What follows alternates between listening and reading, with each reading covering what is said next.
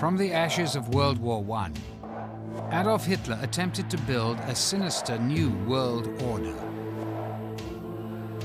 led by a so-called race of Aryan supermen, spreading a reign of terror unlike any the world had ever known. Many believed the Nazis conjured strange spirits and followed occult practices that had lain dormant in Europe for thousands of years. Now documents prove that their beliefs were based on a perversion of ancient pagan law, a twisting of mythic battles between forces of light and darkness, and a terrifying journey into a world ruled by mystics, madmen, and murderers.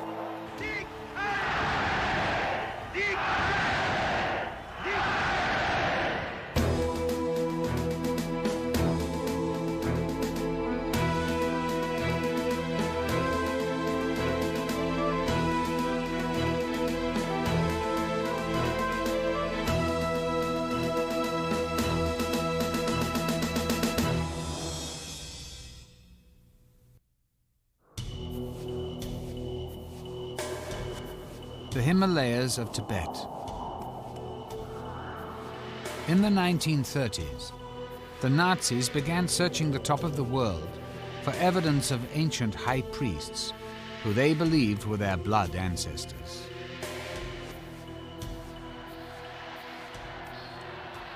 The Nazi belief in these ancestors was to form the foundation of Germany's new religion, a religion with Adolf Hitler as its high priest.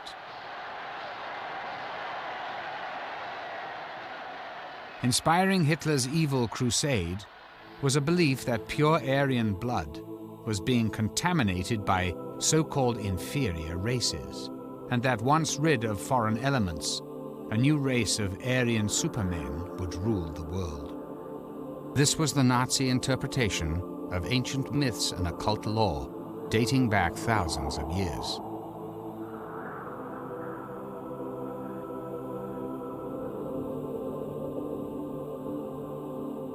To prove their superiority, the Nazis would leave no myth or religion unexplored, in effect borrowing from any belief they could adapt to the Aryan cause.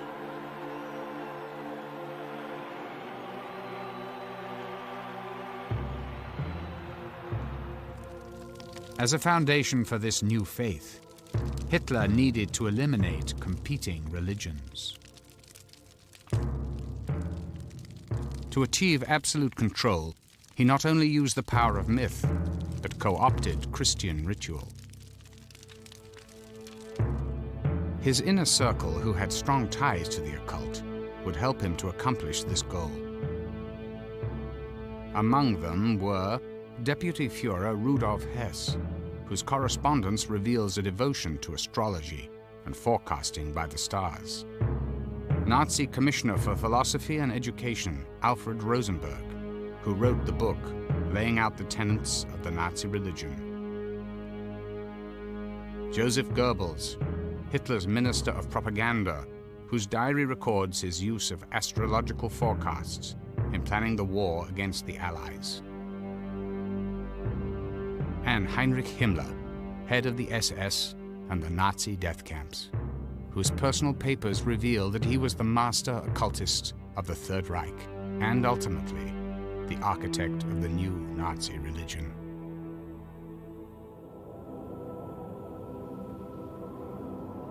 At the foundation of this new religion was an ancient occult legend that tells the story of a continent somewhere in the North Atlantic.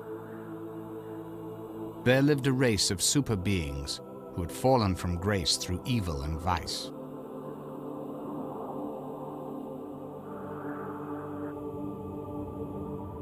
A great flood wiped these beings off the face of the earth.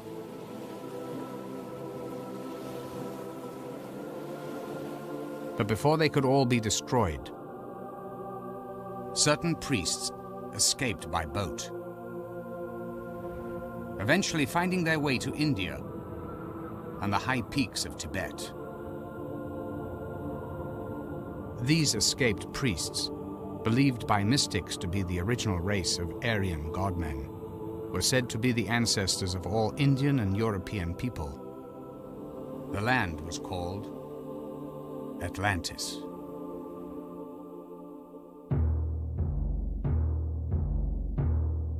Certain German mystics claimed the Atlantis myth was actual history.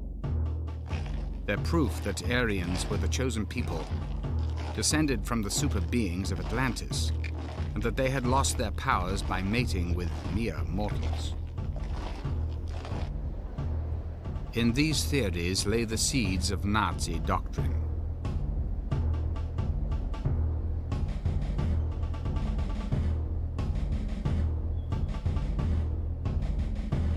Reichsführer SS Heinrich Himmler, an extreme nationalist, made it his mission to prove that the Germanic peoples were the descendants of the Atlantic master race.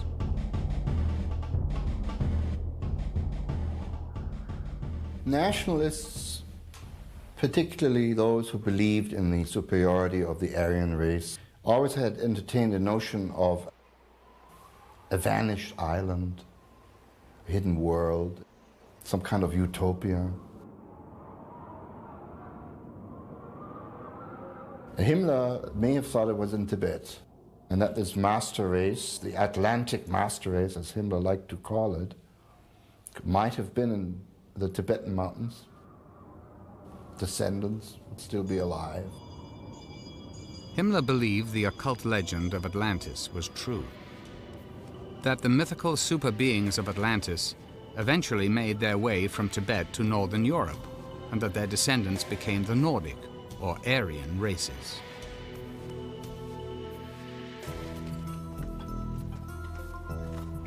Government-funded expeditions under Himmler's direction were sent to Tibet, searching for evidence of their ancestors.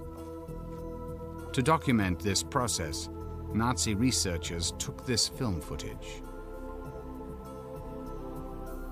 In 1946, in a post-war interrogation by the US Army, the SS scientist who led one of the Tibetan expeditions described his first meeting with Himmler.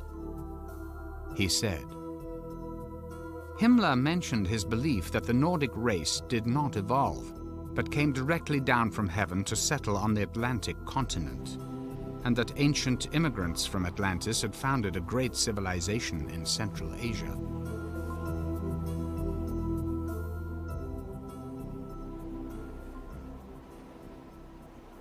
Although he was a very rational, calculating power broker, he was also a romantic idealist, and he certainly believed in these myths. Otherwise he wouldn't have spent the money and the time and the energy he did sending expeditions to Tibet.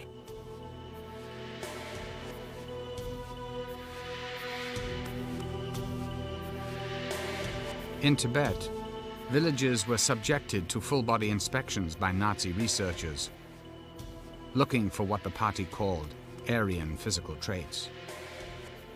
Narrow foreheads, long limbs, and angular features.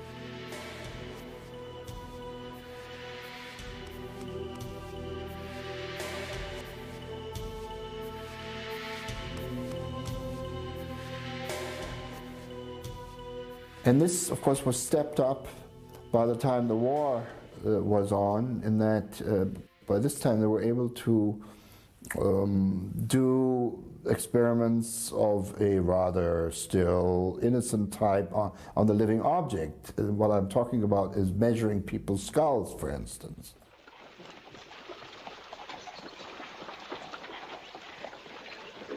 The quest to prove the superiority of the Aryan race soon moved into the criminal.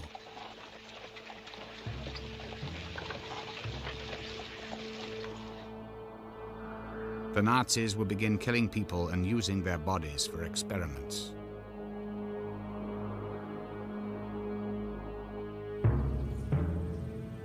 They believed that once they had proven that their ancestors were gods, it would be a simple step to recreate this race of Aryan godmen through selective breeding.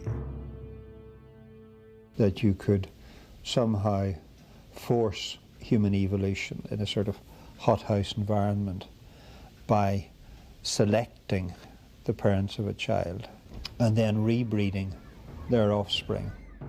until the day when eventually you managed to breed the Superman, who was predicted by all their occult theories.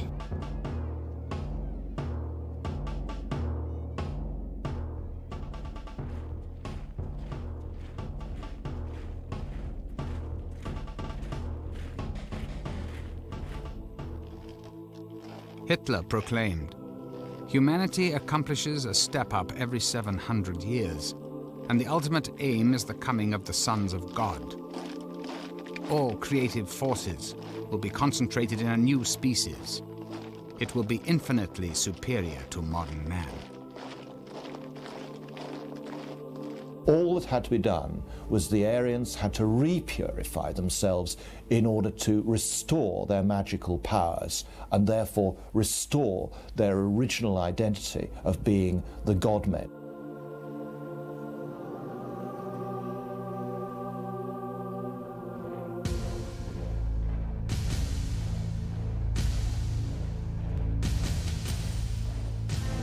The breeding stock was Himmler's SS. He recruited only the strongest, best conditioned, and what he considered the best looking young men. Tall, blonde, and blue-eyed. These future warriors had to be well educated and only from families of pure Aryan heritage. The SS had been generally rather tall, well-made men, warriors. Now, Himmler did decree this for the SS in so much as they should all be 5'9" tall. Himmler was 5'9" tall. In addition to their size, they had to be of pure blood. Now, for the officers, they had to prove pure German ancestry without interbreeding back to 1750.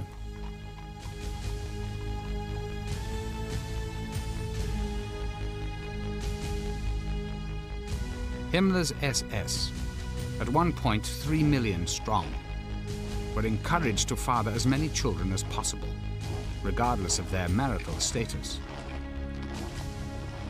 The SS, he told them, had a sacred duty to their nation and to their Führer to beget healthy Aryan babies. One of Himmler's ideas concerned polygamy. The only way in which he could breed the master race ever faster was by, in fact, instituting the practice whereby SS men would be able to take more than one wife.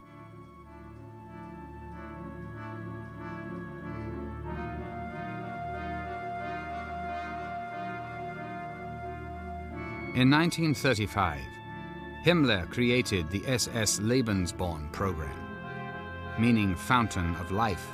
Lebensborn was designed to facilitate the birth, housing, and raising of as many pure Aryan babies as possible. Himmler's program was documented by actual images of Lebensborn babies.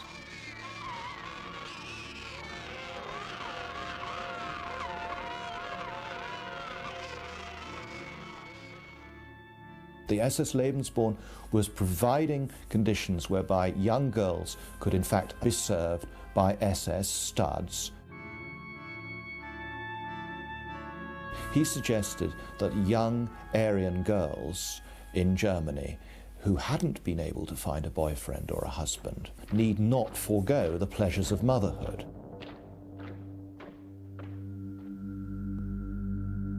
According to Lebensborn doctrine, an illegitimate child was no disgrace, as long as the mother was genetically fit. Women were thought to have only one function: to breed the children whose offspring the Nazi Party believed would become gods.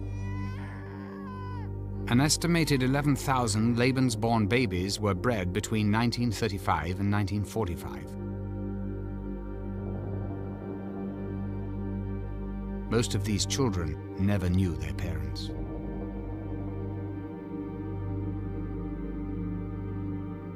The SS Weekly newspaper declared, "Only when the number of cradles constantly exceeds the number of coffins can we look forward with good cheer to a better future."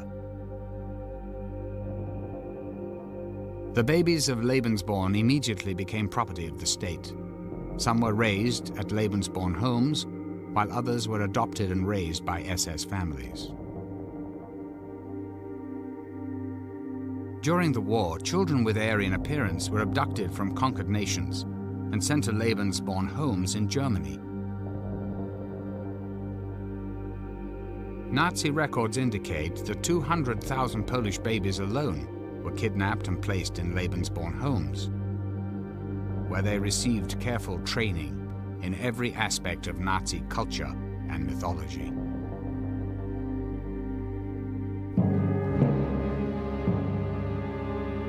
Long before Hitler came to power, these beliefs were flourishing against an already racist backdrop. There were many organizations in Germany and Austria around the turn of the century which blended racist ideology with occult practices. But their ideas became popular only at the conclusion of World War I.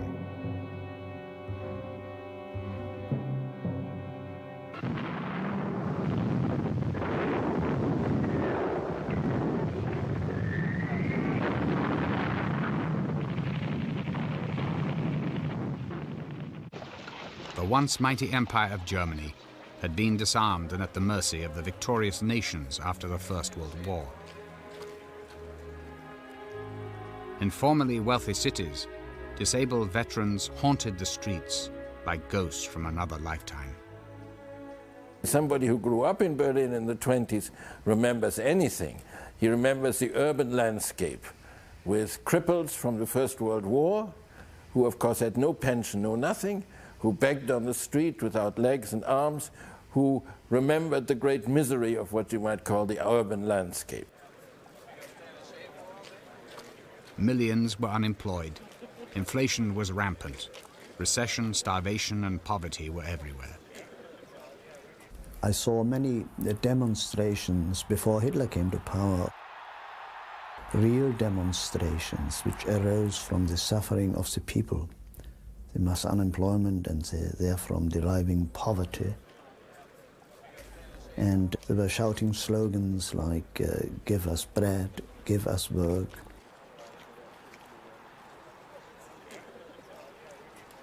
People looked for a scapegoat. Fear and distrust of foreigners intensified.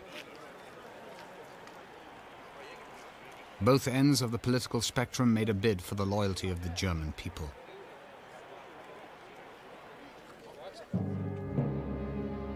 After serving with distinction in the First World War, Hitler was stationed in Munich, where it was his job to infiltrate left-wing organizations for the army.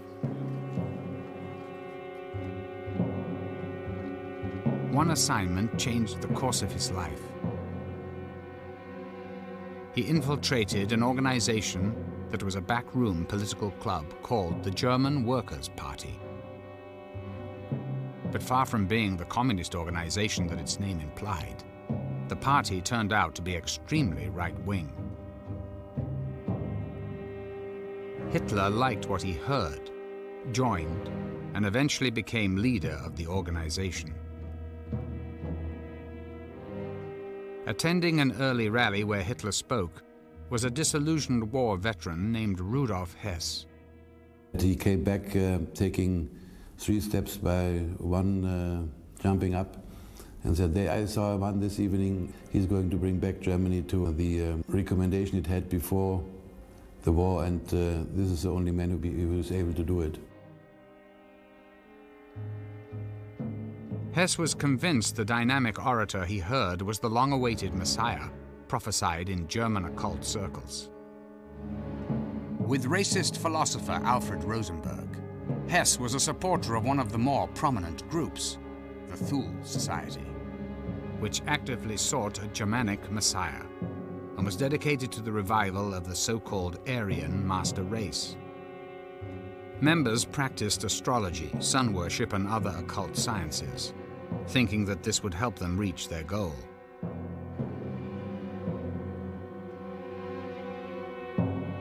Their emblem was a dagger set against a curved swastika. With a membership that included some of Munich's richest and most powerful citizens, the society financed Hitler's German Workers' Party. In 1920, Hitler's party officially changed its name to the German National Socialist Workers' Party, the NSDAP, or as it would soon become known, the Nazi Party. With Hitler as its leader, the Nazi Party grew quickly, sweeping people up in a frenzy of fear-mongering and fiery oratory.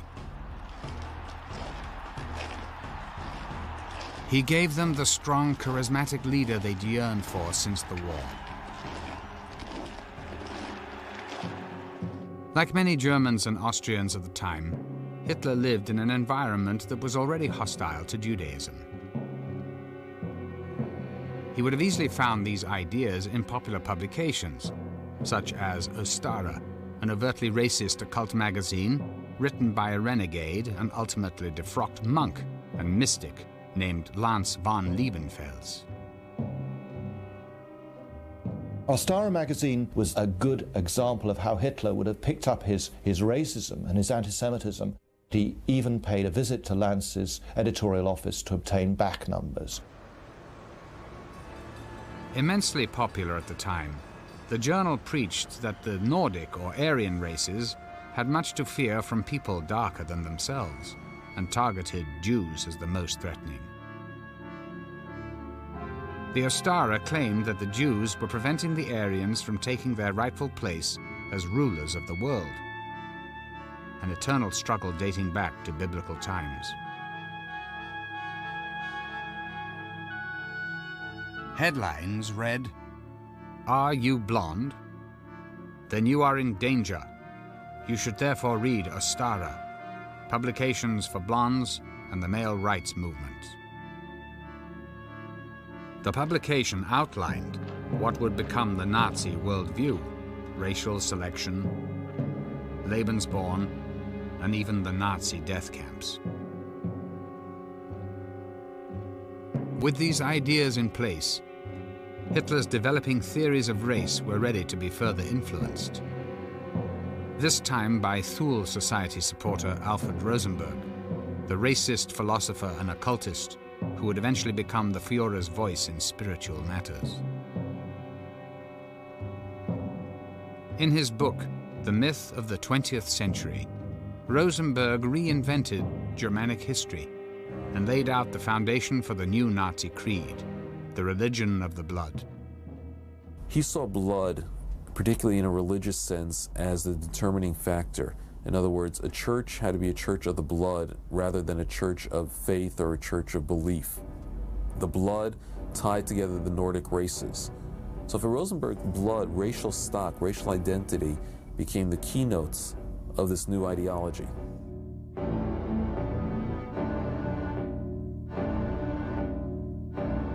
Rosenberg preached that the blood of a people carried the soul of the race. I think if you look back down the esoteric traditions of the West, you find that blood has always been considered as a very important vehicle of the spirit. It is a sacred substance that contains more than the physical life of each person, but also the spiritual life.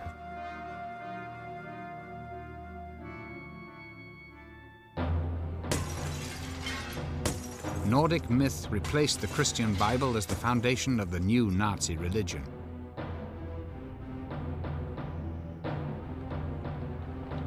In a pageant orchestrated by Rosenberg and captured on film, the Nazis celebrated their newly conceived version of Aryan culture and history.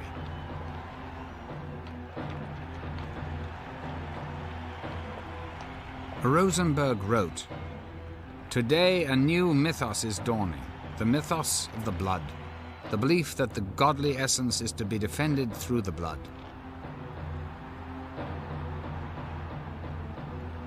Hitler took Rosenberg's idea further when he wrote, "The old beliefs will be brought back to honor again.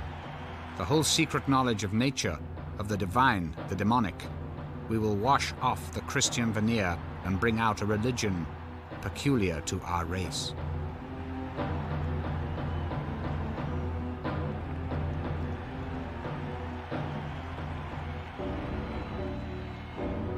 As a symbol for the new religion, Hitler chose the swastika.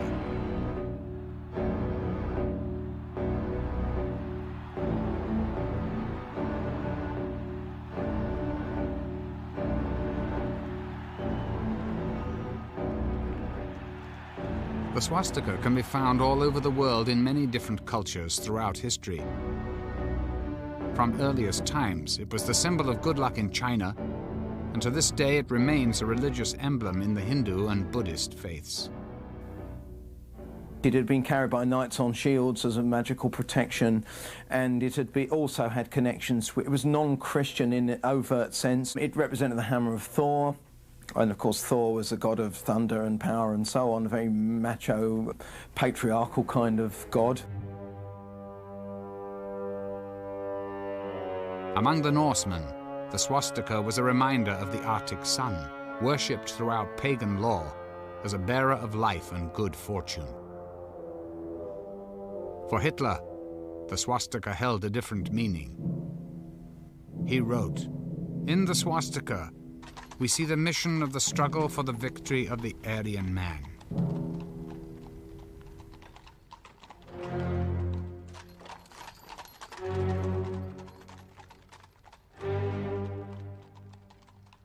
In the operas of Richard Wagner, Hitler saw victory reenacted time and time again. Questing knights, epic sagas of Teutonic traditions, and Norse mythology of warring forces of darkness and light were a common thread in German culture. Wagner gave these stories their most triumphant voice.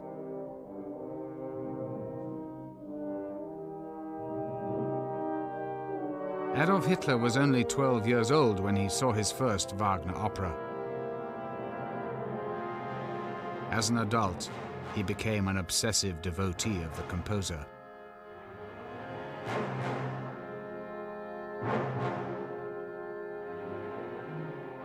Richard Wagner was the most singularly admired person in Adolf Hitler's life and career, ever.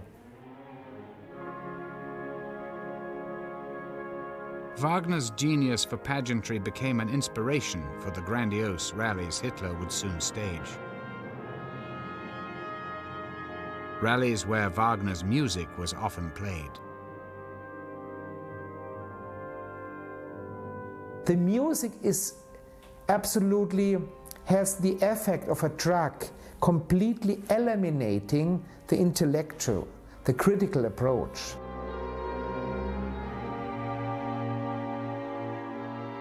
Wagner's opera Parsifal, which glorifies the power of pure blood, was a source of inspiration to Hitler.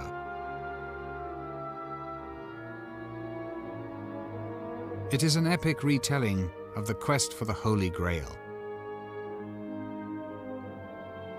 According to legend, the Grail was a mystical vessel bearing sacred blood, and it promised unlimited powers to anyone who drank from it.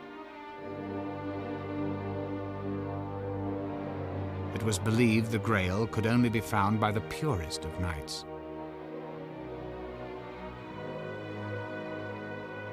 In Parsifal, Wagner brought his own ideology to this story. Parsifal is proclaiming on one side, and this is very important, he proclaims compassion, but only compassion for the Aryan, for the selected one.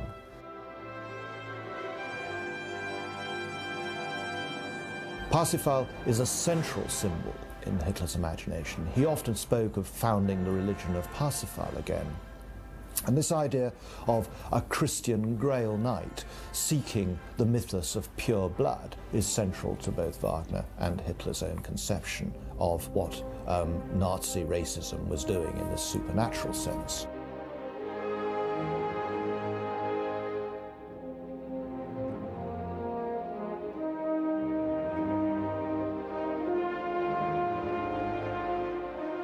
In 1938, Hitler commissioned this portrait of himself dressed as a knight.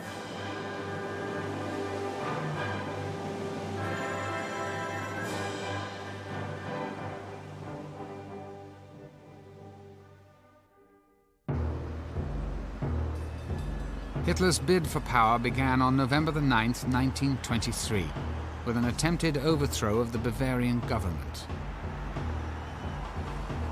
Leading a private army called Stormtroopers, he launched a surprise attack on a beer hall where government leaders were meeting. With Hess and Rosenberg at his side, Hitler brashly announced the formation of a new government, then took to the streets, marching 3,000 stormtroopers through Munich. They were confronted by police, shots were fired, and 16 of Hitler's men were killed. It was a failed coup. But in the 10 years before Hitler seized power, the 16 would become martyrs. That time they were carrying a swastika flag, and this sort of fell with the people, and the blood of the dead got upon it. And a ritual arose whereby every new Nazi flag and banner was not empowered until Hitler had touched the flag against this flag.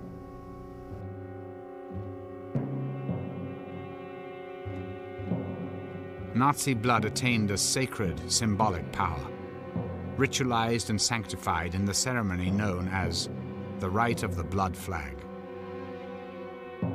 The sort of magical power of the blood of the dead Nazis was transmitted to each Nazi flag, and it was consecrated thereby. The blood flag was the crucifix of Hitler's religion. It would come to symbolize his new reign. In 1933, Hitler succeeded in becoming the Führer, the leader.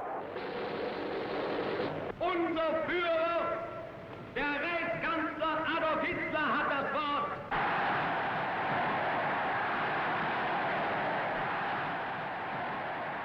A title which would come to resonate with religious connotations of the Anointed One, or even the Messiah.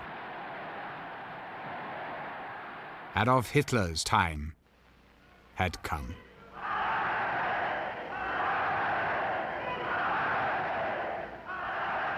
Die Partei ist Hitler. The party is Hitler. Hitler is Germany, and Germany is Hitler.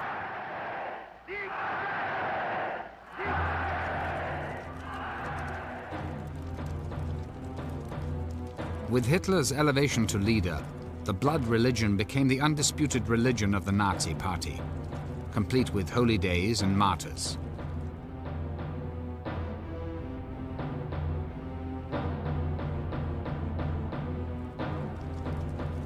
Propaganda Minister Goebbels orchestrated a ritual in which the 16 Nazi heroes were honored as martyrs of the Reich, who died, were resurrected, then achieved eternal life. Goebbels assured that all Germans would partake in the ceremony by broadcasting it over loudspeakers placed on street corners throughout the country. Part of the message said, "The night of the dead march in. At midnight, a mystical, ceremonial play, the birth of the Reich. They fight, die, and are victorious, just as the Third Reich was founded."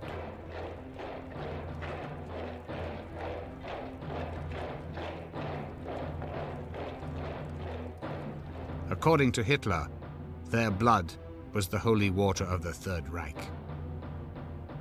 I suppose most movements, they have their martyrs, and those who died in 1923, they were considered to be martyrs, and they were an example how you should stand firm and defend for what you believe in. So there was that religious undertone. The first martyrs of the Reich became known as the 16 Immortals.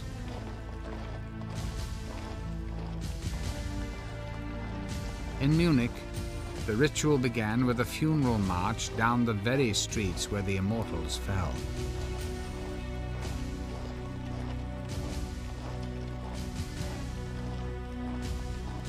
At the front of the procession, they carried the blood flag.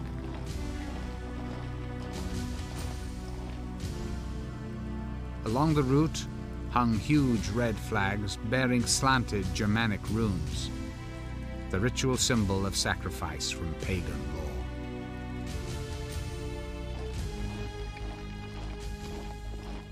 So in a way, we can see this as a transfer of the Easter procession in Jerusalem up to the Church of the Holy Sepulchre through the Stations of the Cross.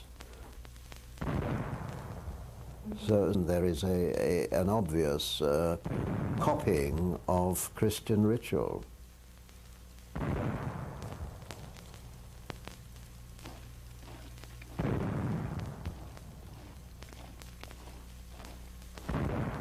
The bodies of the 16 heroes were interned in a building known as the Feldenhalle, or Temple of Honor.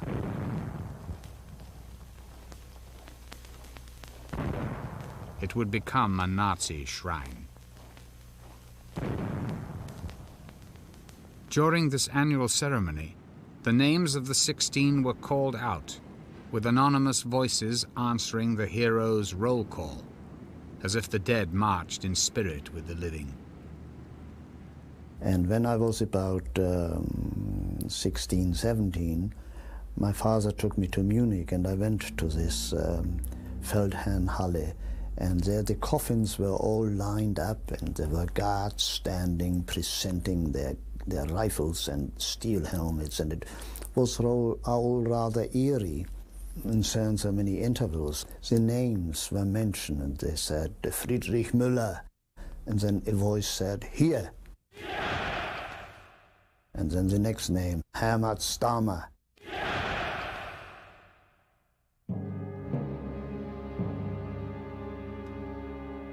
It was a religious ceremony.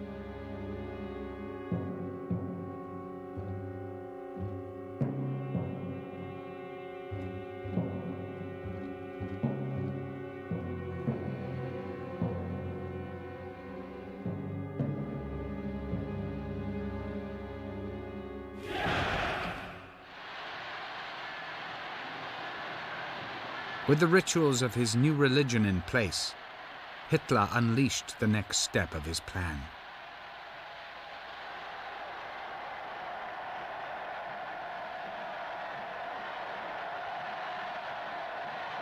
He wrote, "Force without spiritual foundation is doomed to failure."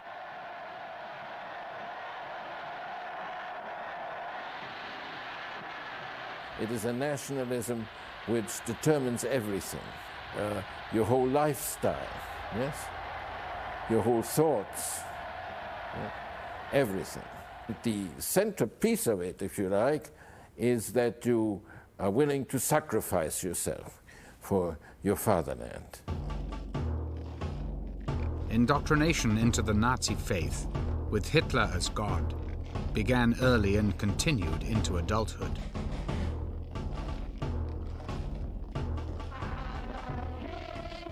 Adolf Hitler is our savior, our hero.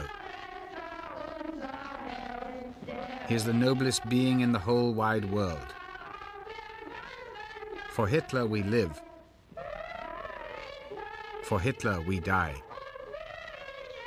Hitler is our Lord.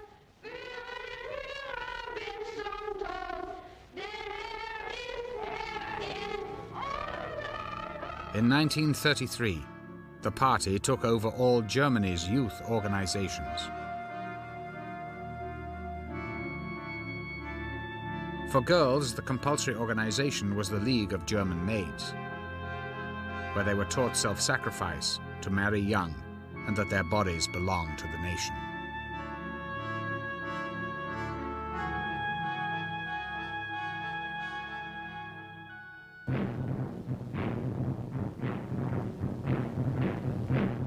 Ten-year-old boys became members of the Organization of Young German People.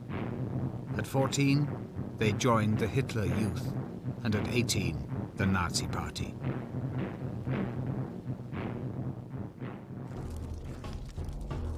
At each stage, they were taught the Nazi creed of sacred blood rituals, racial superiority, and total allegiance to Hitler, even to the death.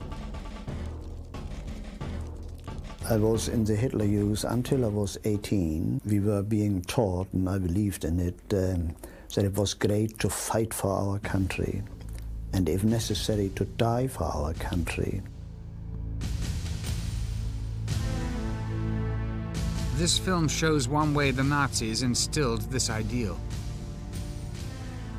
A war hero visits a Hitler youth camp.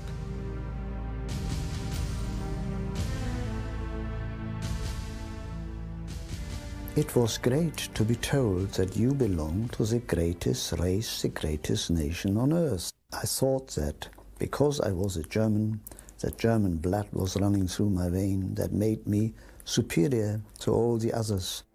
Hitler stated, "I want to see again in the eyes of youth the gleam of the beast of prey."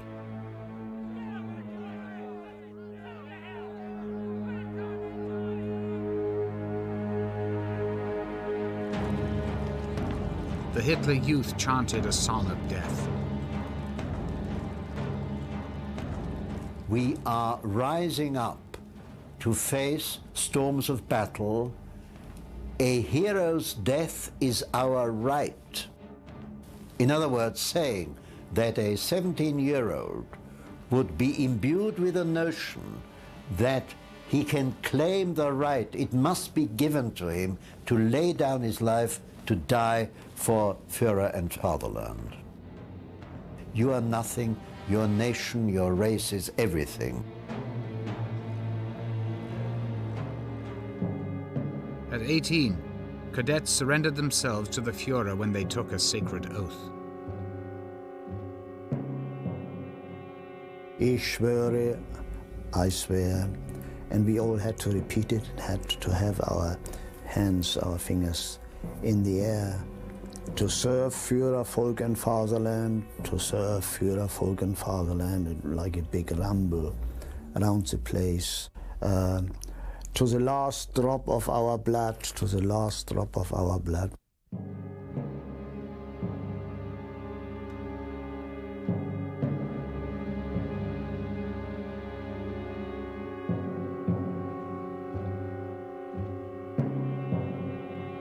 At the core of every German's indoctrination was Hitler's autobiography, Mein Kampf, or My Struggle. In it, he outlined the philosophy of the plans for a 1,000-year Nazi reign. Mein Kampf became the Nazi Bible. I thought it was the greatest book ever written. The Bible is nothing as compared with that. And I still can quote from it now. And I mean, I've read it more than 60 years ago. In conjunction with Mein Kampf, the principles of the blood religion began to form the basis of Nazi policy. Forced sterilization laws were enacted. Even Aryans were investigated for hereditary diseases. Ailments ranging from tuberculosis and epilepsy to alcoholism and depression were cause for automatic sterilization. Over 400,000 Germans suffered this fate.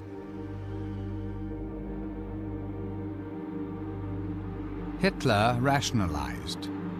The demand that defective people be prevented from propagating equally defective offspring is a demand of clearest reason, and if systematically executed, represents the most humane act of mankind.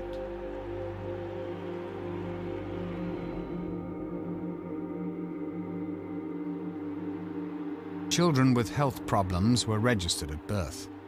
If their problems persisted, Nazi doctors would secretly administer lethal injections, telling their parents they died of natural causes. A euthanasia program was instituted for the mentally and physically impaired. Propaganda films claimed these were acts of kindness, freeing trapped souls from tormented bodies. By 1935, Hitler had created the blood laws, which made it a criminal act for a pure German to marry or even have sex with a Jew. And German Jews were stripped of their rights as citizens.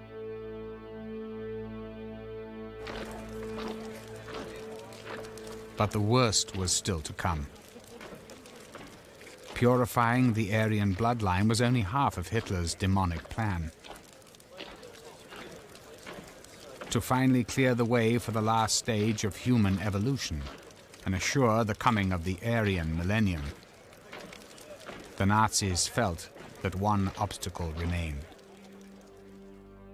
the very existence of non-Aryans. So you began by sterilizing them. You then found that this was too slow, and you ended by murdering them in gas chambers, which was quick and efficient and cheap.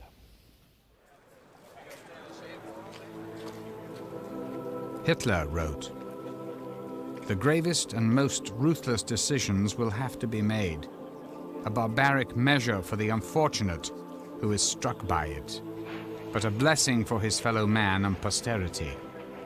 The passing pain of a century can and will redeem millenniums from sufferings."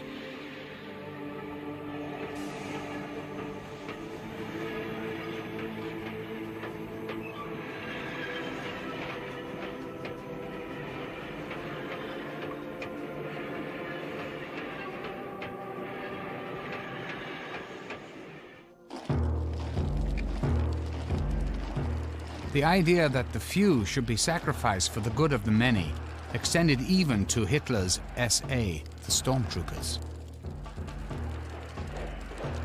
Eventually, the SA, who were among Hitler's first supporters, became an obstacle, one that he had no qualms about removing.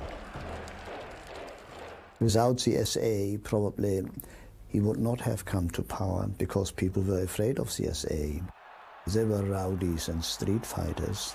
They broke up demonstrations and they protected their own big meetings.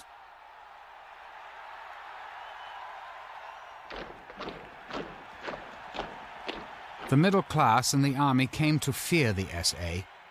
To the army, the SS was a more acceptable organization. Like themselves, the members of the SS were from the German upper class.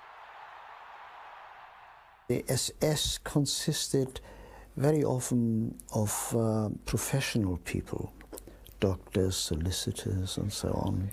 They joined the SS, while ordinary working people were in the SA. And they didn't like each other. The military offered the Führer a deal: their full support if Hitler would eliminate the SA.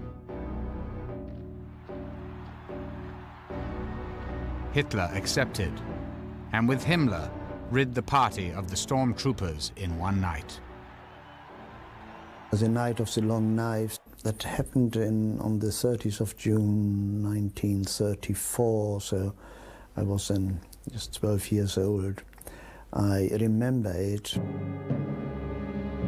The SA had a congress in Wieссee, not far from Munich. And they were all in bed at night when Hitler and the SS moved. The SA leadership was rounded up and executed so quickly, so ruthlessly, many never knew why. It's reported some were still shouting "Heil Hitler" when they died. After the purge of the SA, Himmler transformed the SS into an elite military order.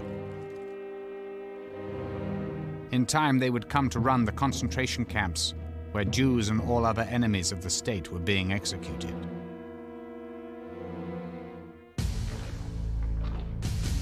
But Himmler's vision of the SS was not yet complete.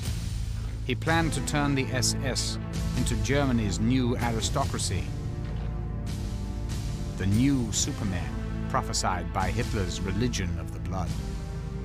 Himmler's conception of the SS was no less than the creation of a new bloodstock elite for the Nazi order in Europe.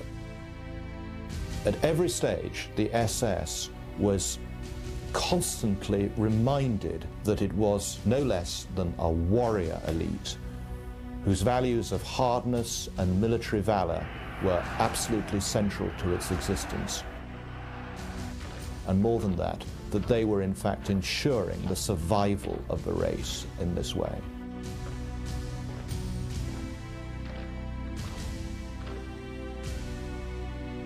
Himmler was born a Catholic, but by the time he met Hitler, he was already a confirmed occultist. It's difficult for us afterwards to equate this man, who certainly believed in a God, and to link him up with a man who was master of the killing machine in Germany. But actually the two things, of course, are linked, because what he was trying to do was to root out the forces which he believed had corrupted Germany and get back to their pure-blooded forefathers. Himmler brought a range of unlikely influences to his design for the SS, including the Hindu religion.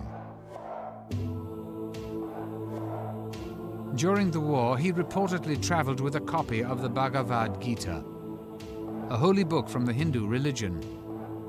It tells the story of a great battle on the field of righteousness between the forces of good and evil. The Hindu belief in reincarnation and its rigid caste system appealed to Himmler. It was a perfect model for a Nazi warrior elite which would rule the world. Historians now say that Himmler was convinced that he was the reincarnation of King Heinrich, a German leader from the Middle Ages who stopped the Slavs from invading Germany.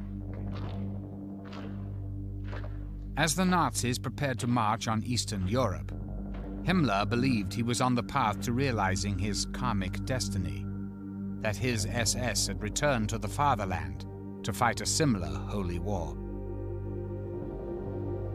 On the night of July 1st, 1937, to mark the millennium anniversary of King Heinrich's death, Himmler staged a sacred reburial rite at Quedlinburg Cathedral, the original location of the great king's castle and the site of his tomb. Accompanied by solemn music, Himmler and a group of high-ranking SS officers led a torch-bearing procession to the candlelit crypt. There, he led them in prayer and meditation.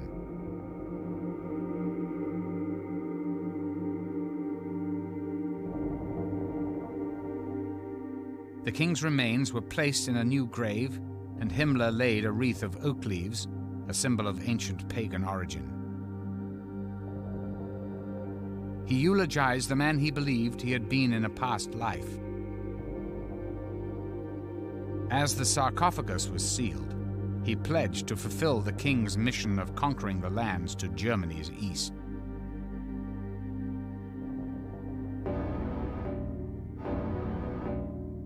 Himmler modeled his SS on the 13th century order of Teutonic Knights, who killed and enslaved the people they conquered.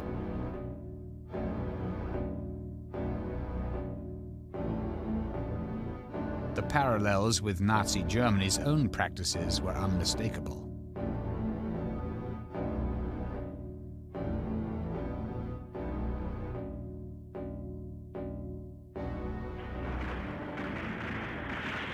The Reichsführer SS attempted to reinstate the feudal system that the knights had lived by.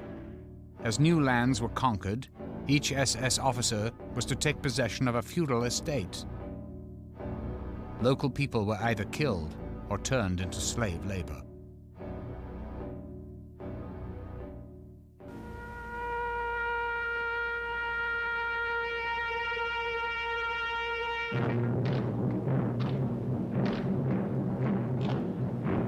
Like the Teutonic Knights, Himmler transformed a series of ancient castles into SS training schools that were both military and religious centers.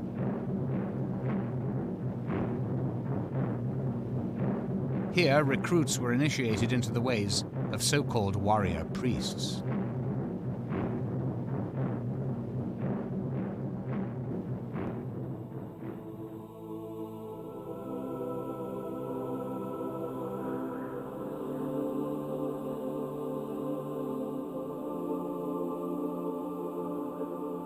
In 1934, Himmler chose Wewelsburg as his personal castle.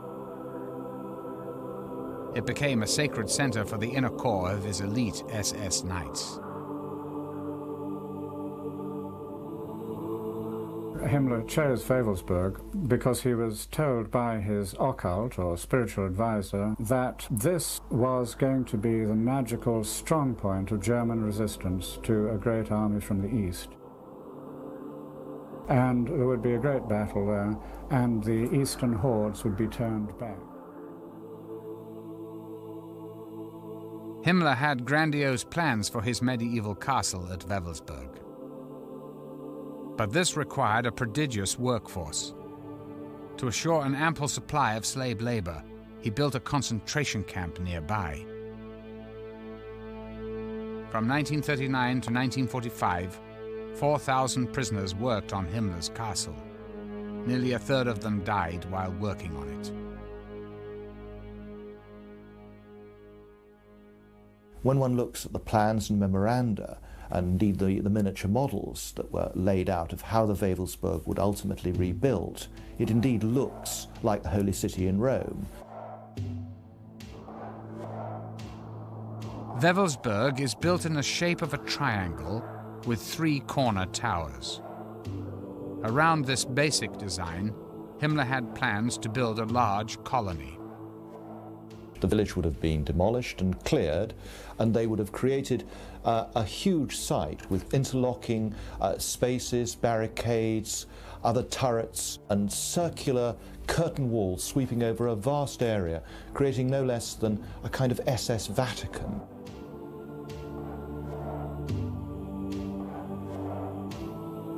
It was the Great Northern Tower that would become the focus of Himmler's plans to make Wewelsburg an SS occult center. At the base of the tower, Himmler built a crypt. According to historians, it was a temple to honor the dead SS leaders.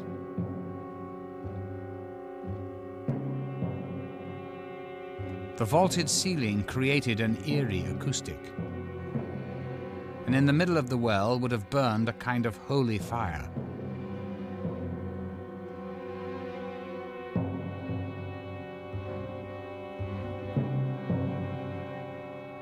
Along the edges of the crypt were 12 pedestals, upon which would have stood urns, waiting to contain the ashes of deceased generals.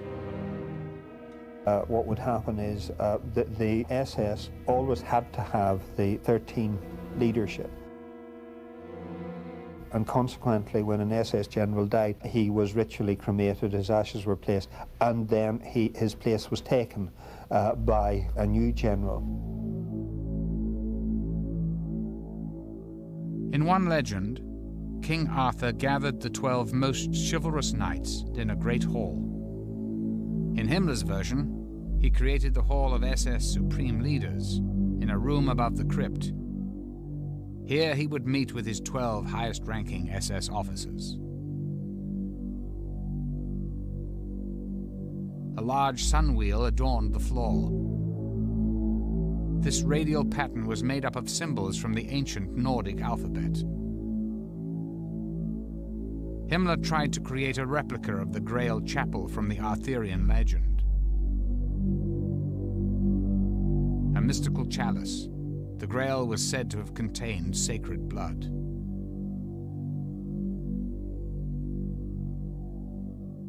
Himmler saw the Grail as an object of immense esoteric or occult power, and he believed that if he possessed this physical object, that the war would be won with great ease. To Himmler, the sacred blood of the Grail legend was pure Aryan blood. He believed it possessed a magical quality. His closest advisor on Grail lore was archaeologist Otto Rahn. Also obsessed with the Grail legend, Rahn believed it was hidden in the caves of southern France. Himmler was drawn to Rahn's knowledge of the occult and his lifelong pursuit of the Grail, Once in Himmler's inner circle at Wewelsburg, Rahn would continue his quest for the Holy Grail, only now as a knight of the Nazi Party. Himmler personally funded Rahn's expeditions, several of which concentrated on the area around Montségur in southern France.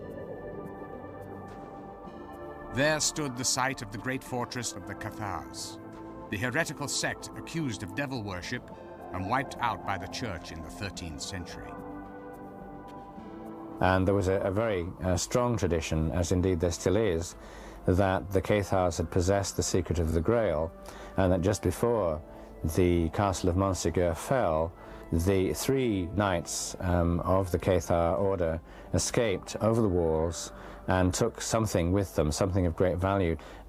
Tradition later said that this was the Grail, or that it was the secret of the Grail, and that they hid it in the whole warren of caves.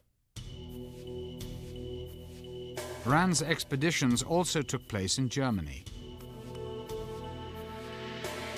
A letter on file from Rahn to SS headquarters suggests that he believed he was close to realizing his lifelong dream. To bring my work to a successful conclusion, I must personally inspect the sites. First, I have to go to the Wildenberg ruins, the German castle of the Holy Grail. There are currently digs underway. Heil Hitler.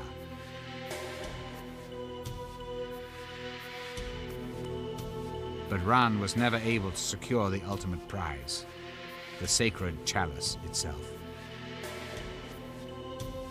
In 1939, Otto Rahn mysteriously resigned from the SS. Many believed Himmler issued orders to have Rahn killed once it was clear his quest for the Grail had failed.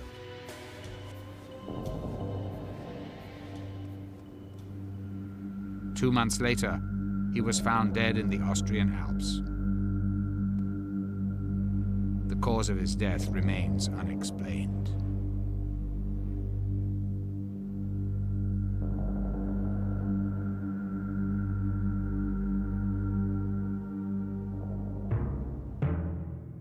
In his continued quest to prove the superiority of the Aryan race, Himmler created a research institute called the Ancestral Heritage Organization. In addition to conducting medical experiments on human beings and checking bloodlines to ensure racial purity, the organization's mission was to resurrect and reinterpret occult practices, ancient Germanic myths, and pagan lore.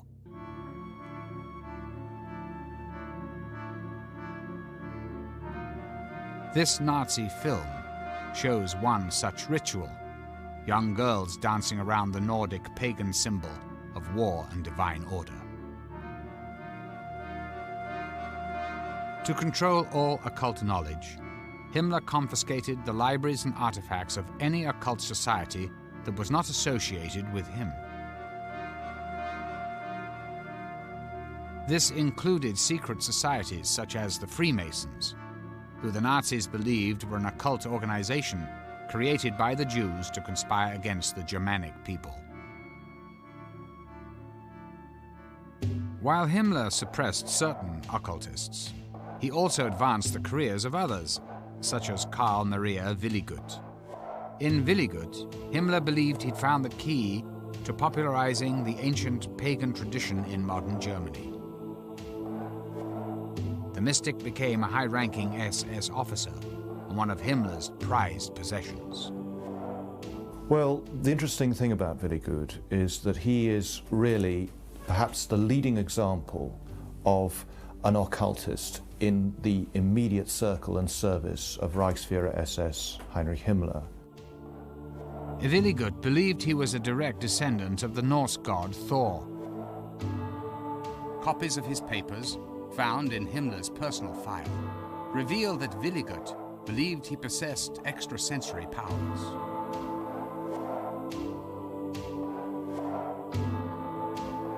One document entitled The 9 Commandments of God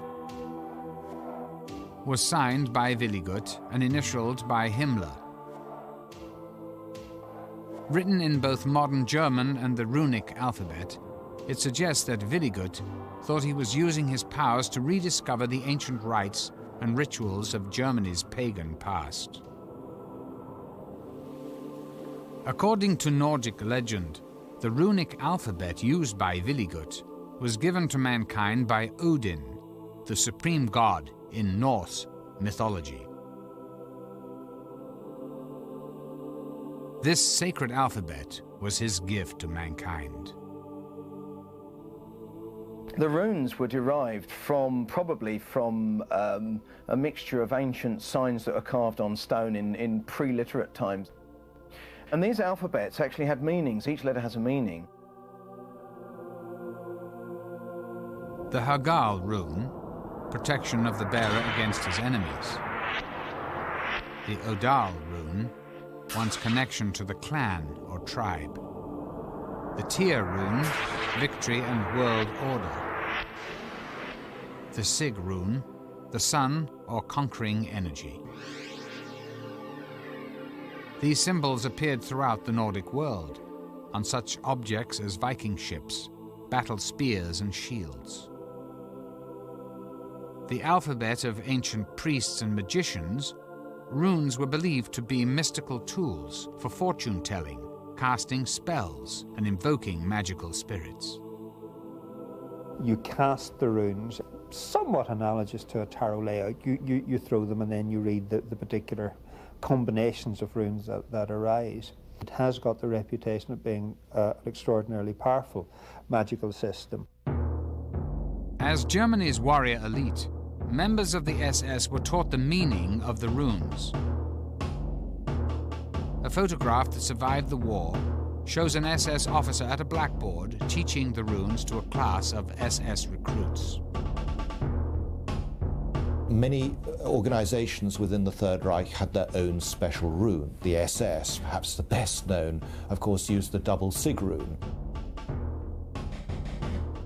These mysterious figures were worn on the shoulders and helmets of all SS uniforms. The Hitler Youth used a single Sig rune.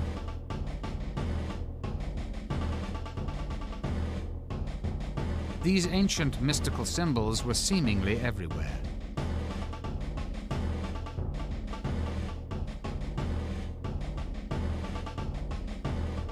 Serving as a constant reminder to Germans of their pagan past. After the SS recruit had passed his training and taken the oath, if he was an officer, he was then given the SS dagger, which was a sort of hunting knife with a black handle, the SS runes on it, the swastika and a wreath, and the German eagle. And this was a very prized possession. Engraved into the dagger were the words, "My honor is called trust." SS men received the dagger in a solemn ceremony. Every member of the SS wore the SS signet ring. But for his inner circle, the elite of the elite, Himmler personally handed out the Death's Head ring. A former high-ranking SS officer, Wilhelm Hertel, still remembers the ceremonious occasion. The ring was engraved with your name, mine, for example, to my dear Hertel, Heinrich Himmler. That was inside the ring, around a death head. That was supposed to symbolize the close connection to the SS and to Himmler.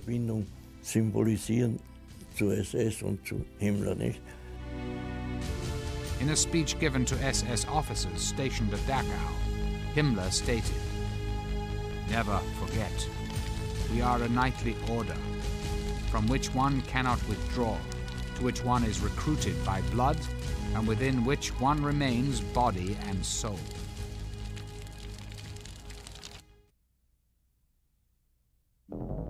Borrowing from Germany's pagan past and his own Catholic upbringing, Himmler invaded SS family rituals from the moment of birth. One picture we have which shows a full tableau of such a sort of Nazi or Hitler shrine for the purpose of baptism of infants. An SS altar in place of a crucifix, a picture of Hitler, and the babe would have been presented, if you like, into the community of Germanic warriors through this kind of tableau. The marriage ceremony also became an SS ritual. Mimicking ancient Germanic tribes, SS officers took on the role of the clan leader, who presided over marriages. Himmler himself officiated at one such ceremony.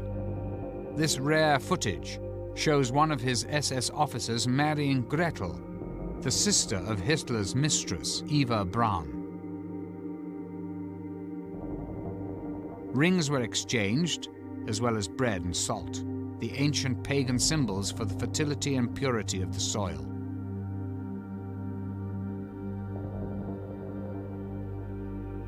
These ritual activities would take place to imply the pagan community of which every SS man and his bride was now a part.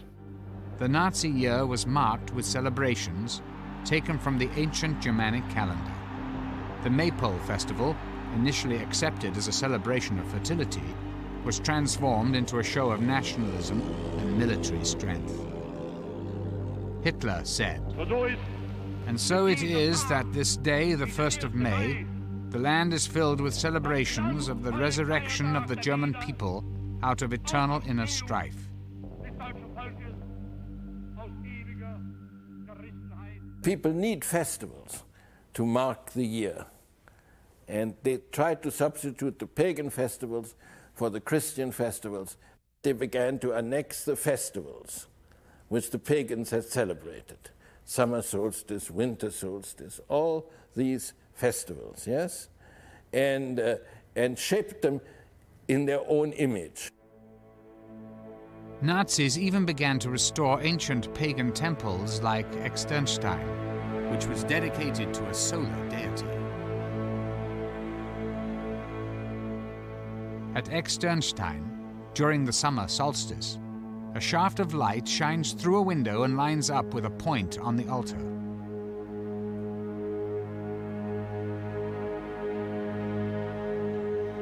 While Externstein was considered a holy place for Germanic tribes, it is far from unique among ancient temples in tracking the sun's movements.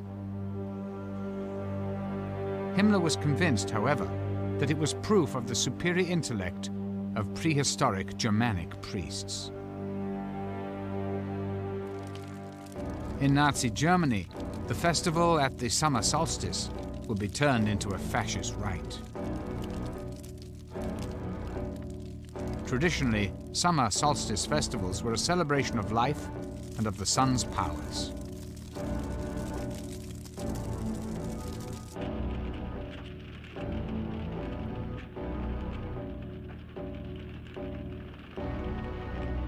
Dramatically staged and carefully choreographed, speeches were given preaching self-sacrifice and heroism. In this particular ritual, propaganda minister Goebbels gave the speech.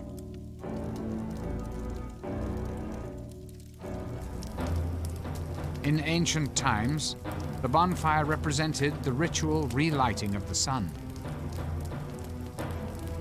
In Nazi Germany, they were tributes to the Führer.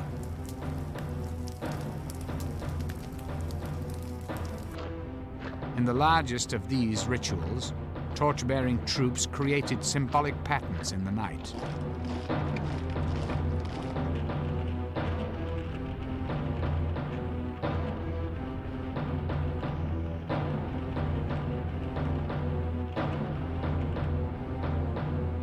At the end of the year, the long night of the winter solstice honored Germany's dead.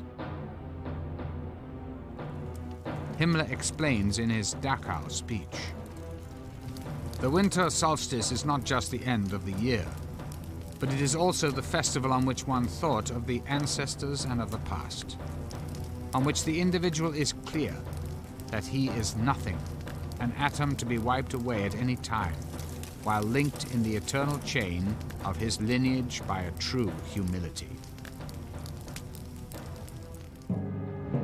The full calendar of rituals culminated with the rally at Nuremberg, where the vows between party and people were renewed year after year.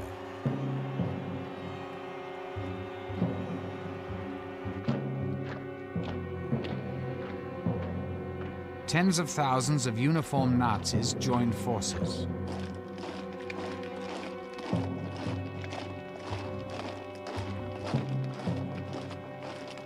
The week-long rally was orchestrated to sweep people up in a spectacle of sheer power.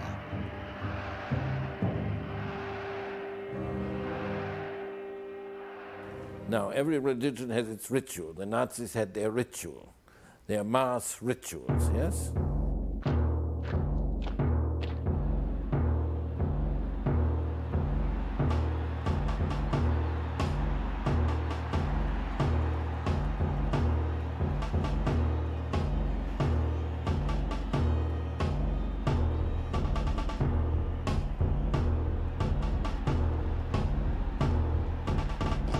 And what did it give to people, these mass meetings? When the merchant leaves his lonely shop, yeah, and joins in the crowd in action, then he feels one, and he's happy. One with the others, and he's happy.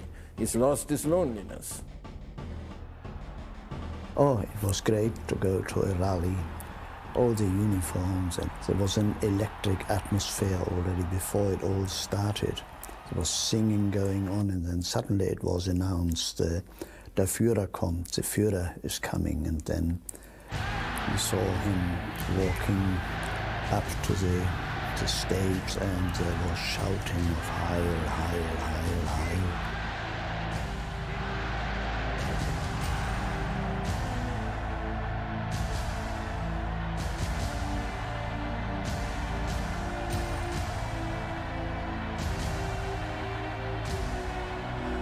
As the Nazi frenzy swept Germany, Hitler made clear what he expected from the nation.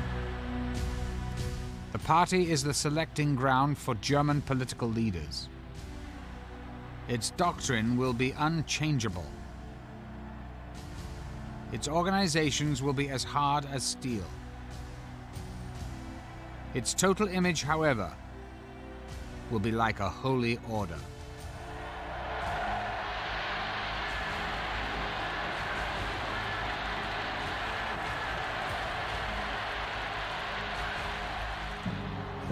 Nazi mass rallies were carefully orchestrated to build to an overwhelming emotional epiphany that evoked a religious fervor.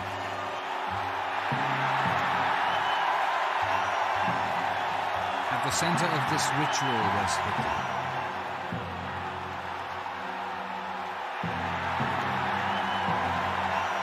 Everything was constructed to make Hitler look like divinity. Messiah.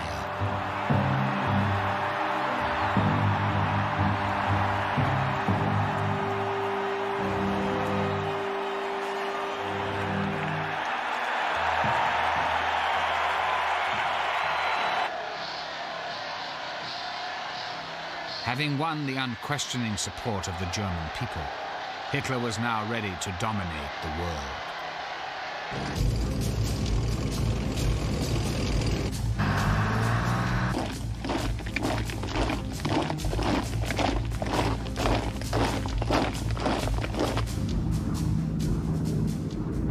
From the onset of the war in 1939, country after country fell to the Nazis.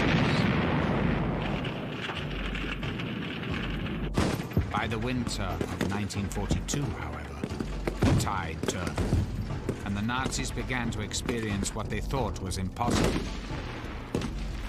Defeat.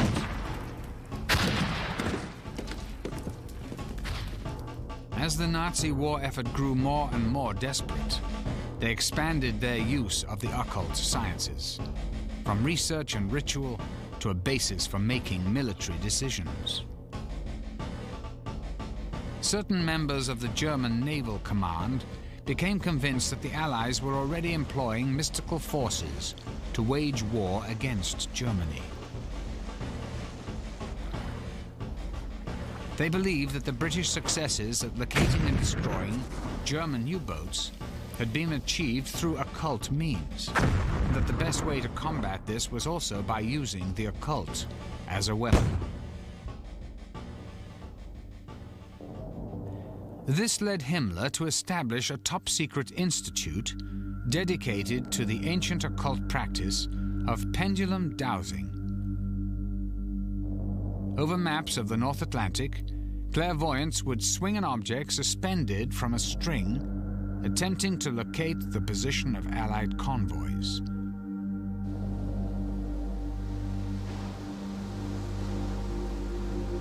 German U-boat missions were dispatched based on the results.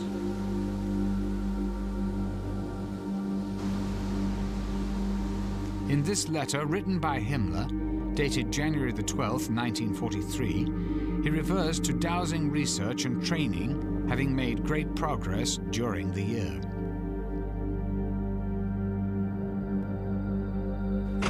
Still, the most common occult arts employed by the Nazis were astrology and prophecy, although they were approached in two distinctly different ways. Rudolf Hess and Heinrich Himmler genuinely believed in the occult and used it for making political decisions. But Joseph Goebbels, head of the propaganda ministry, wanted to use the occult purely for propaganda purposes, to manipulate people and undermine Allied morale.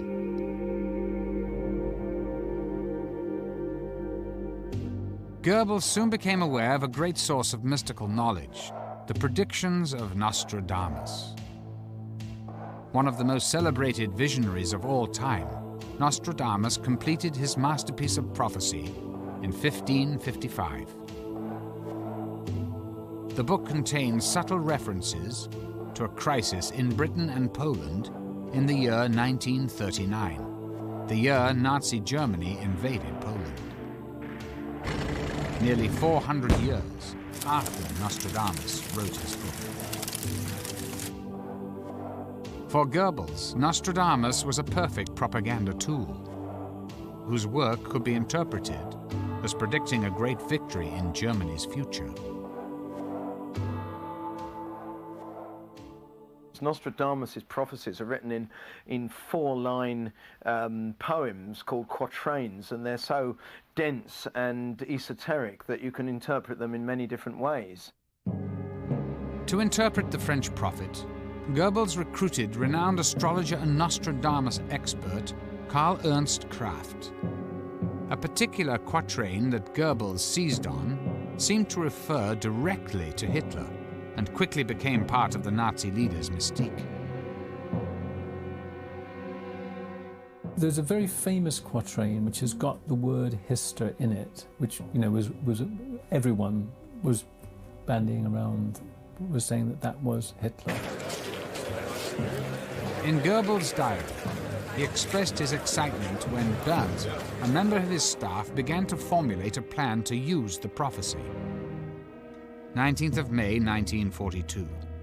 Berndt handed in a plan for the occultist propaganda to be carried on by us.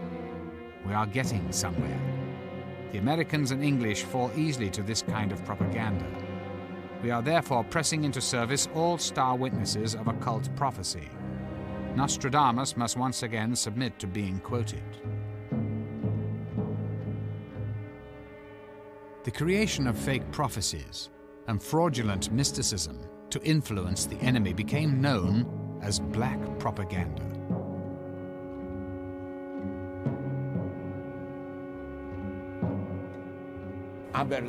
Yes, they made up a flyer of the Nostradamus prophecies and threw them all over France, that France would be destroyed if it did not capitulate.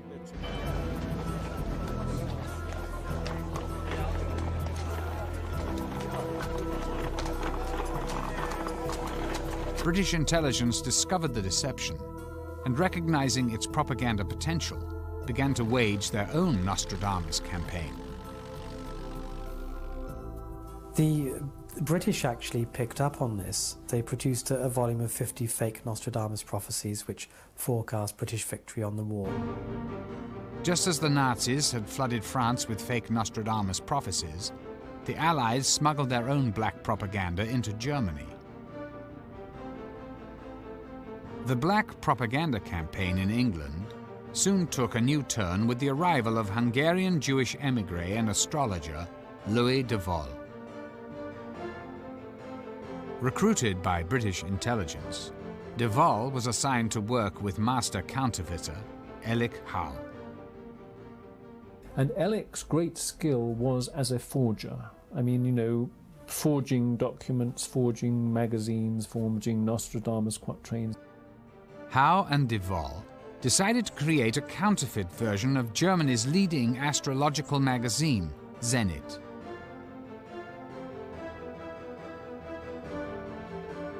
They produced 2 issues in 1943. In these, they would try and make forecasts which would undermine German morale. They would, for example, say, watch out for June the 30th. It's the anniversary of the Night of the Long Knives. Now, the purpose behind this forecast was to somehow plant in the minds of the Germans the fact that the SS might now be disloyal to Hitler. But Howe's masterstroke came with a so-called special edition of Der Zenit, dated April 1943. He cleverly waited until July to publish an April edition, thus seemingly being able to predict events he knew would come true. And what Howe and his colleagues did was to look at the sinking of German submarines, record the dates, and then, in producing the April edition, produce these dates as if they were forecasts. British intelligence believed that if these predictions were picked up by the crews of German U-boats, the result would be a loss of morale and possibly even mutiny. The British counterfeit Der Zenit, however, contained one glaring error. They incorrectly titled the magazine Der Zenit instead of the actual title, Zenit. Astrology and espionage would soon collide again, in what is still considered by many to be the most bizarre incident of the Second World War. When Rudolf Hess, the deputy Führer and one of Hitler's closest friends and advisors, made an astonishing solo flight to Scotland. Hess's idea to make the flight began with his belief that the British, a Nordic race, would be made sympathetic to the Aryan cause and could even be persuaded to side with the Germans if only Churchill could be overthrown.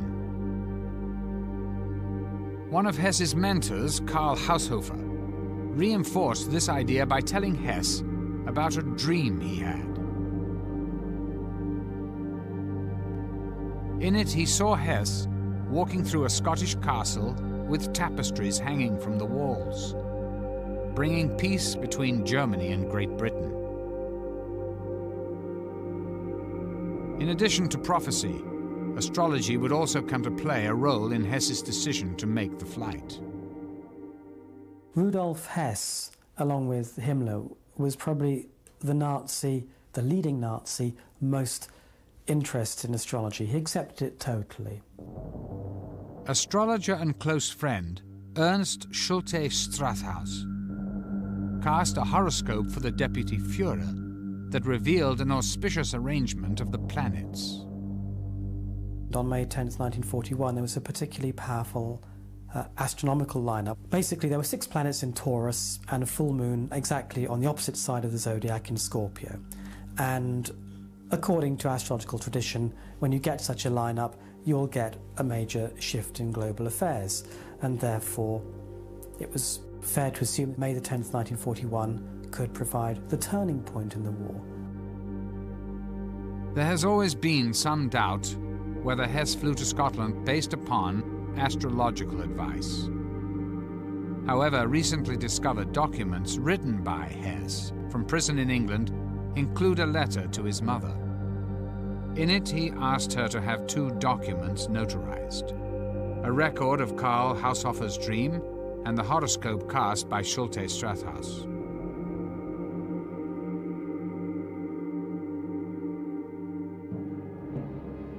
Before Hess made the flight, some believe he conferred with the Führer. 6 days before my father flew, there was a discussion between Hitler and my father, which lasted 4 hours. Nobody knows what they were talking, but one knows that when the 4 hours were over, my father and Hitler came from the room, and Hitler had his arm around the shoulder of my father and said, "Hess, you have been always and are still a very stubborn chap." This is a very friendly goodbye.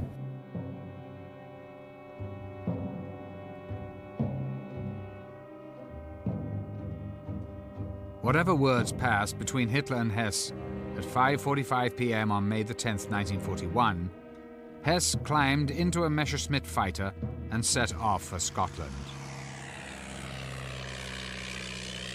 His plan was to meet with the Duke of Hamilton, a man he'd met through Karl Haushofer. Hess hoped to use the Duke to bypass Churchill and attempt to make peace directly with the King of England. Having written the Duke several letters in advance of his mission, Hess was expecting a warm welcome. But the letters that he sent my father were, of course, all intercepted by the Secret Service. Instead of a greeting party, when Hess entered British airspace, he was shot down by the RAF and forced to bail out. He hurt himself getting out of the aircraft, certainly hurt himself on landing. He wanted to be captured, and he thought that he could be taken straight to see my father just by saying that he wished to see him. Hess was discovered by a Scottish family, shown here on their farm where the plane crashed. Hess claimed to have a very important message for the Duke of Hamilton, but at first they refused to believe that the man who had parachuted into their field was the Deputy Führer of the Third Reich. My father was told that a German pilot had landed and was asking to see the Duke of Hamilton. My father went and saw the prisoner, who introduced himself as Hess. It was quite amusing because my father went to see Churchill and was taken in to see the great man who was about to relax and watch a Marx Brothers film that evening. Churchill was quite incredulous about this. I think his words were, "Do you mean to tell me that the Deputy Führer is in our hands?" And when my father said, "I think it could be the case," he said, "Well, Hess or no Hess, I'm still going to watch the Marx Brothers film." Churchill's strange reaction to Hess's flight remains unexplained. A great deal of information about the events of May 1941 remain classified in British war files. The Führer's reaction remains equally puzzling. Well, Hitler's reaction to Hess's flight was one of his major acting performances. He made a tremendous performance of surprise, shock, horror, and everything else. When it appeared that Hess's mission had failed, of course, then all the propaganda came out that Hess was a lone madman. He did it on his own, and he was a bit, you know, a few cups short of a tea set. Hitler blamed the entire Hess affair on the advice of Hess's astrologers. In response, the Nazi propaganda ministry issued an edict called Action Hess that forbade the public practice of any occult sciences, including astrology. The result was a further clampdown on the activities of astrologers, who were eventually all rounded up in the Action Hess. A month after Hess's flight, they arrested all the prominent astrologers that they knew about and took them away for interrogation. Karl Kraft, the man who provided Goebbels with the powerful reinterpretations of Nostradamus, as well as strikingly accurate astrological predictions, would suffer the ultimate punishment, according to a former colleague. Edward Kalik was a political prisoner who became friends with Kraft during their time in a concentration camp together. He said, "Edward, you will survive, but they will kill me because I know too many secrets." He went to Buchenwald and he said, "They will kill me there." And he was killed there. Und war dort ermordet. The astrologers who were arrested under the Action Hess were treated in different ways depending on their use to the Reich. Those already working for Himmler were released immediately and allowed to continue their work. During this time, Himmler came into contact with one of Germany's leading astrologers, Wilhelm Wolff. He was arrested along with all the other astrologers. Wolff himself says that he used to tell his guards about their horoscopes. Wolff then started casting horoscopes for General Schellenberg, who was head of counterintelligence under Himmler. Walter Schellenberg was the chief of the political secret service, which was part of the SS. He was my chief and my friend. Schellenberg did not believe in astrology, but he made use of it. When Schellenberg wanted to discuss some matter with Himmler, he would explain that an astrologer had predicted this matter.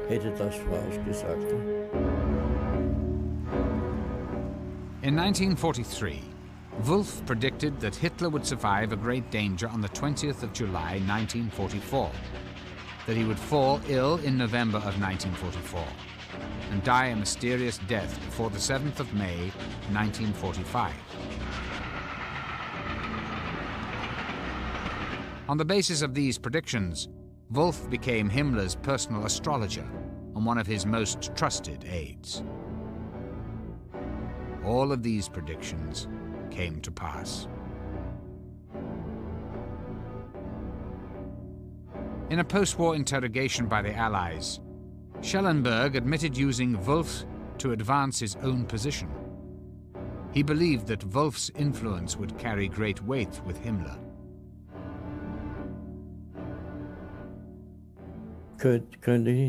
When I was still in prison with Schellenberg during the proceedings at Nuremberg, we still talked about it. And Schellenberg was very proud that through Wolff he could influence Himmler.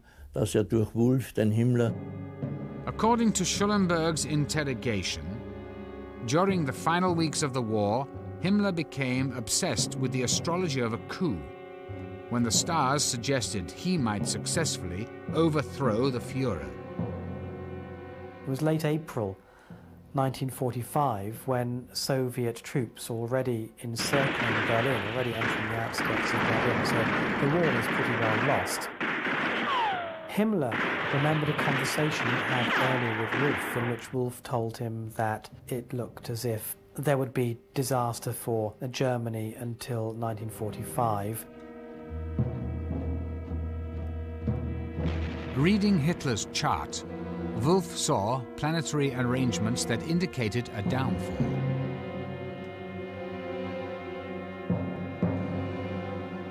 Wolff and Schellenberg continued to urge Himmler to overthrow Hitler and install himself as the leader of the waning Reich.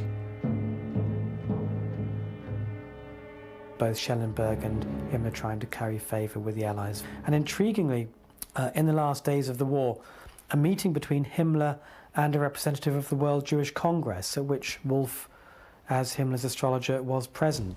Himmler apparently agreed that there should be no more exterminations of Jews. Despite Hitler's order to continue the exterminations to the end, Wolff was instrumental in convincing Himmler to temporarily stop the killing.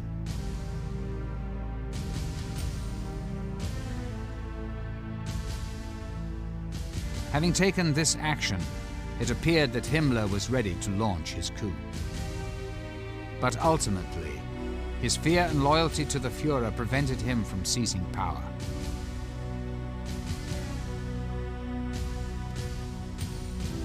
Himmler remained hopeful that some mystical force of destiny would alter the defeat that was clearly at hand.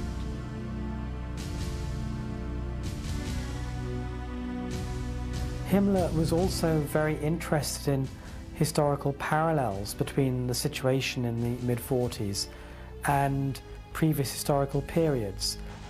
Himmler looked back to the previous Great German War with Russia, the 7 Years' War, the fought between Frederick the Great of Prussia and the Russians. Fortunes are said to have turned then when the Russian Tsarina Elizabeth died. In April 1945, President Roosevelt died, and Himmler took this as a sign that history was about to repeat itself and Germany was going to be saved.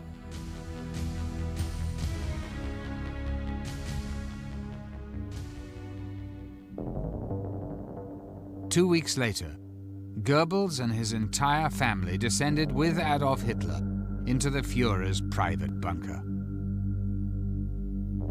On April the 30th, Adolf Hitler and his bride Eva Braun committed suicide. Goebbels poisoned his 6 children, then shot his wife and himself. Dressed as a common German soldier, Heinrich Himmler almost managed to escape. He was arrested by the British, but during a physical examination, crushed a cyanide capsule he kept in his mouth. At 11:04 p.m. on the 23rd of May, the Reichsführer, who had summoned occult forces in the service of Aryan glory, was dead. In November 1945, several top Nazis were brought to trial by the Allies at Nuremberg.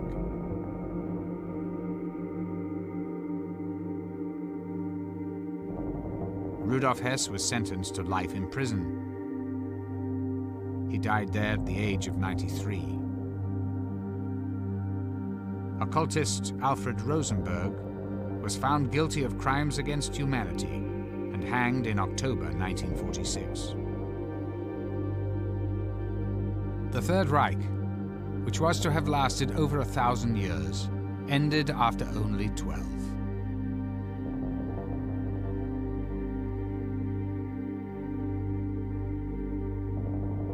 Nearly 50 million had died.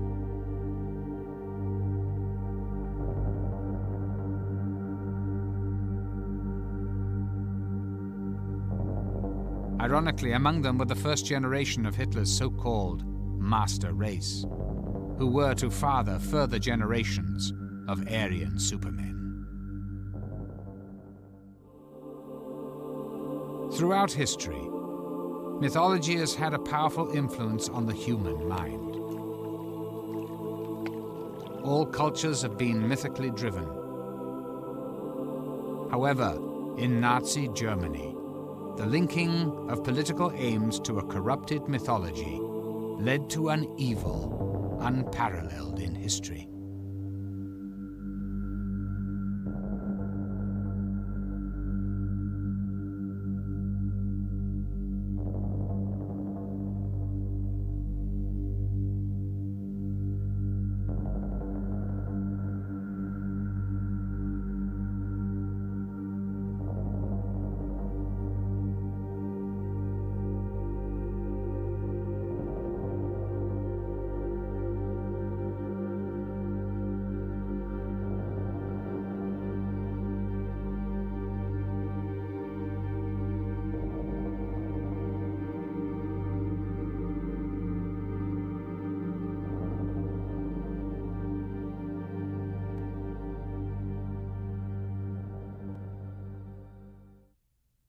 I tell you what, I don't know about you, but I'm going to go to bed.